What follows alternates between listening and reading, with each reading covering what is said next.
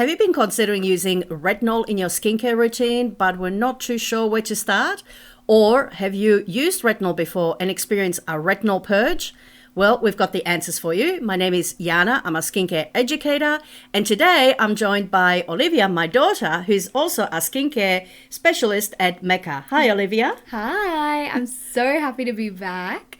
So, Mum and I have talked a lot about our experiences with customers and the excitement and nervousness around retinol. And a lot of people have been coming in lately wanting to try retinol. And I always like to start off by asking them, well, what do you want to achieve through retinol? To see if they really know what it is first and if it aligns with the goals that they have for their skin. So, Mum, let's start off. What is retinol? Okay, I think it's really important to understand what retinol is so that you understand when you should use it, how you should use it, and whose skins it benefits and who should really avoid it. So retinol is a very important ingredient in skincare, and it's usually used in serums. Sometimes it's used in creams. I've even seen it used in masks. And what retinol is, it's a form of vitamin A. And retinol is one of the ingredients that has been the most researched. There's been lots of clinical data behind retinol and the benefits of retinol on the skin. Now, originally the research was around treating acne and acne scarring. And later on, they've discovered that also it has many great benefits on sun-damaged skin, aging skin, and I've even seen it have great benefits on congested skin and even treating milia. But retinol is a very strong ingredient and it has to be treated with respect. Now, the good news is there are many products on the market and the dosage of retinol in skincare products can vary. There are products that go from very low retinol to very high. Now, in Australia, if you're watching us from Australia, in Australia, the highest percentage of retinol in a skincare product allowed, now pure retinol, is 1%. Now, I've seen some products that have 6%, but it's a complex. So they'll add other ingredients and then you would have to contact the manufacturer to find out actually how much percent of retinol, actual retinol's in there. But you would need to look at the ingredients and find out from skin specialists or from beauty therapists and in clinics and spas, what is the percentage and is it suited for your skin, right? That's right, yeah. And we've seen many things go wrong with retinol. I think that's right. I feel like there's so many customers who either have come in and they go, hey, I want a retinol, show me the best retinol. Or on the flip side, we get someone who comes in and says, I tried using retinol, I heard it does amazing things, but I've gotten the purge, I'm breaking out. And I have a story about that actually. Most recently, I had a customer come in and we were actually doing a makeup consult. I was helping her find a foundation for her, other stuff in her little makeup kit. And I ended up bringing up, mentioning somewhere along our conversation that I'm a skincare specialist. I think because she said something like, oh, working in a makeup store, you must love it if you love makeup. I'm like, I love makeup, but I'm so passionate about skin. Anyways, she decided to ask me about her skin. And what she said was that she had used one of our highest dosages of retinol, which was at 1%, as a serum because she heard lots of good reviews about it. Now, what she didn't realize was how you can incorporate it into routine, and she started using it every night. I found out through asking her about her history that she would also not cleanse it off in the morning as well, therefore exposing herself to sun with retinol on her face the next day, every day, because she was applying it every day. And this would naturally, as we'll go into a bit more, kind of start to weaken your skin barrier.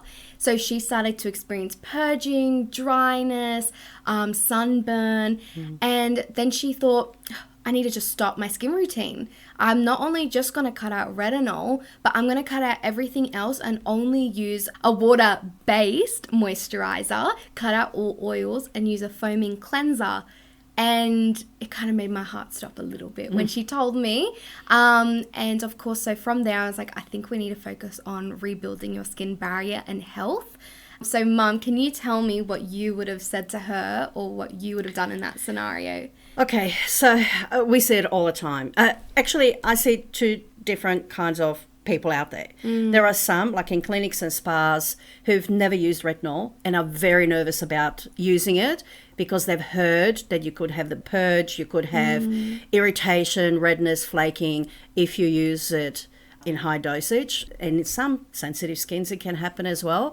And then there is those who just want to get rid of their fine lines, wrinkles, sun damage, pigmentation and everything else like yesterday, so they go for the highest dose that they can get. Quick and fix. quick fix they want a quick fix, and so they end up taking a serum that's very high and end up having a problem down the track. And they usually purchase it without consulting someone as well. Absolutely. They listen to influencers, and influencers influence. It may work for some skin types, but you've got to be careful. If it works for somebody else, it may not necessarily work for you. Everybody's skin is different. That's the first lesson we learn in beauty therapy, is that every skin is different and we've got to treat every skin individually. Yeah. So that's why you need to have a consultation with a skin specialist, with a beauty therapist, who can then assess your skin and find out what would be the best approach for your skin, right? Yeah. So what would I say to her? I would say exactly the same thing, Olivia. You did the right thing. When somebody experiences a retinol purge like that, the best thing is to, what we say, just pare it down. Go back to using it to a level where it was comfortable for your skin. So what I mean by that is usually when we recommend retinol for skincare for somebody, if we want to treat pigmentation, sun damage, acne scarring, acne or wrinkles, we would advise the client to ease into it. No matter what percentage you start off with. And if it's a beginner, we always start with a low dose retinol. You've got to get your skin accustomed to the retinol, the vitamin A, right? Because if you don't, if you go in with a too high of a percentage, guess what? The skin will want to get rid of it. And you will develop what's called the retinoid effect. The retinoid effect is that purging, the redness, the flaking, the peeling, the sensitivity, the burning, itching sensation that is the retinoid effect. What that means is that the retinol you're taking is too high for you at this time. You haven't eased yourself into it. You need to gradually introduce it. So you would typically start with a low dose, 0.15, 0.2, 0.25 retinol. Introduce it slowly. And what we recommend is don't use it every night to begin with. Right? You need to introduce it 1 time a week, twice a week, 3 times a week to begin with. And then slowly increase it until you reach to nightly use over a period of several weeks. Now, during that time, if any time you start to get that retinoid effect, that means that your skin can't tolerate too much of it at that time. It could be for various reasons. It could be the season. It could be you're under the weather, you're not well at the moment. You could be on medications and so on. So it means that when you start getting the retinoid effect, go back to the frequency of use that your skin was comfortable with.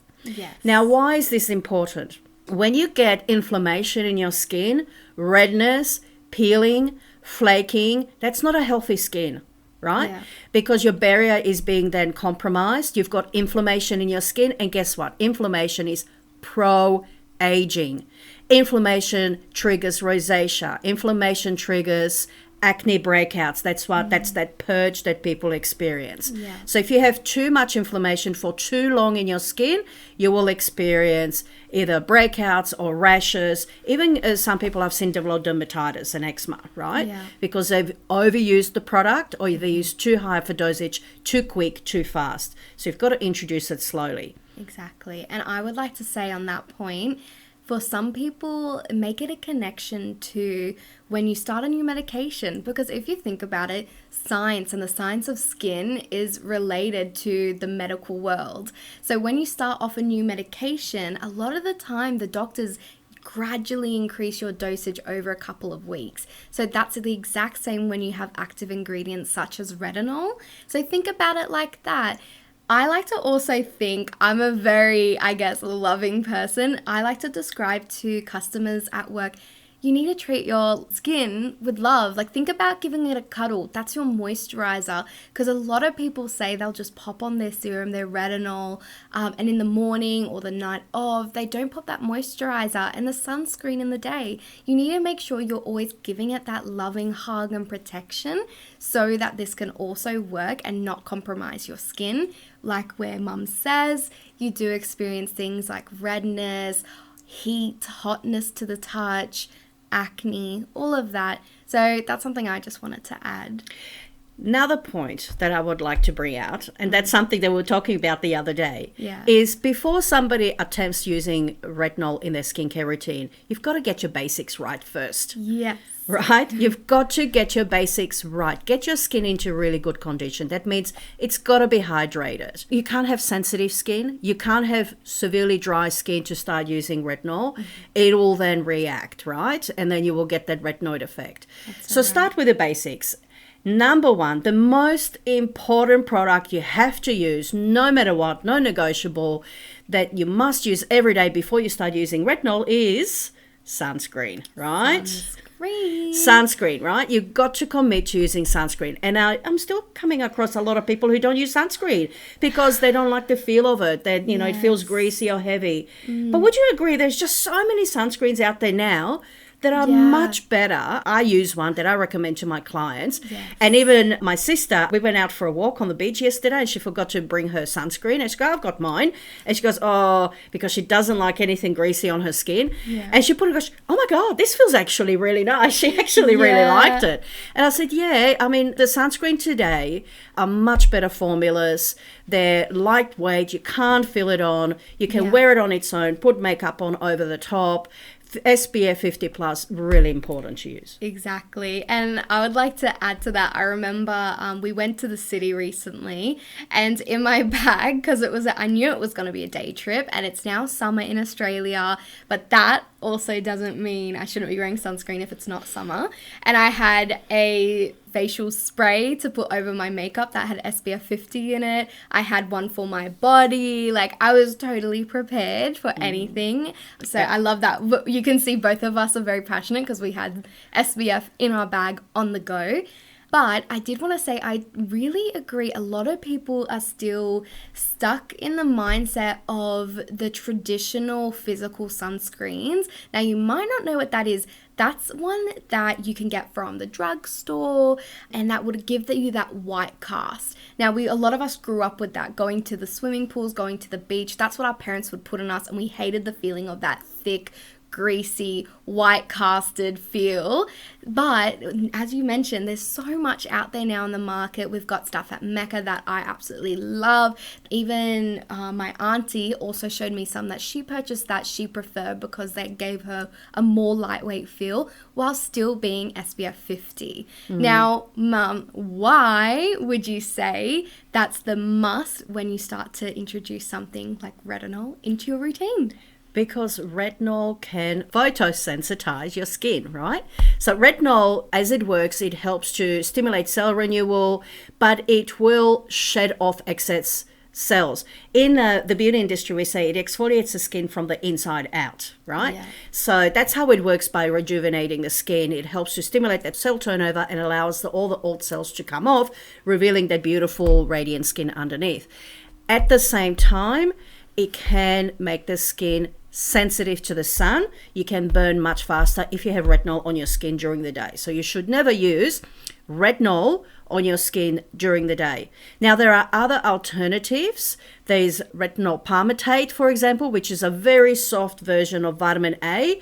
It is not as strong, and usually it's used in actually anti-aging creams that can be used as day and night, so that's fine. And there's some other options out there. If you wanted to use a rejuvenating serum or cream during the day, it's better off if you go with like vitamin C or niacinamide during the day. Yeah. That's a great antioxidant that protects the skin from UV-induced free radical damage.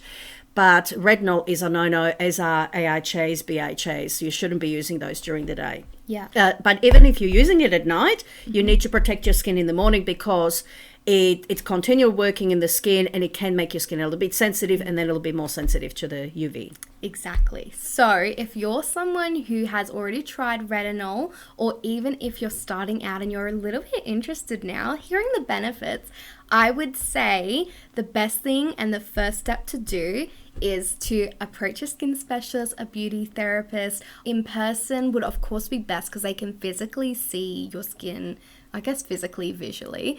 And then from there, once they've established your history of your skin, then they can from there recommend what way would be best for you. It usually would start out that in 1 week, choose one night to use retinol at night, usually as a serum, but make sure you're cleansing your skin. You're putting that retinol on, putting your moisturizer on, and in the morning, make sure again to cleanse that off, start again, moisturize, sunscreen. So that's what I would say out of your routine of your week. That's how it should kind of look. That's the building block. That's right. But you need to get your base right, like I said. Like you mentioned, the client, she wasn't washing her retinol off in the morning, which tells me she wasn't cleansing her skin. Yeah. So it's really important you get your cleanser. In my opinion, I love using lotions afterwards because it helps to improve penetration of any serums or moisturizers you put on afterwards. Yeah. Cleanse, lotion, moisturize, sunscreen, those 4 essentials for daily skincare before you attempt using retinol. No good you not having a skincare routine and then just going to retinol to try and fix all the problems that are caused because you've neglected your skin, right? Exactly. So get your basics right. Make sure your skin is really hydrated. So if anything, if I had a beginner come to me and I assess the skin and I'm seeing that, look, most people in Australia are dehydrated, right? We always see some degree of dehydration.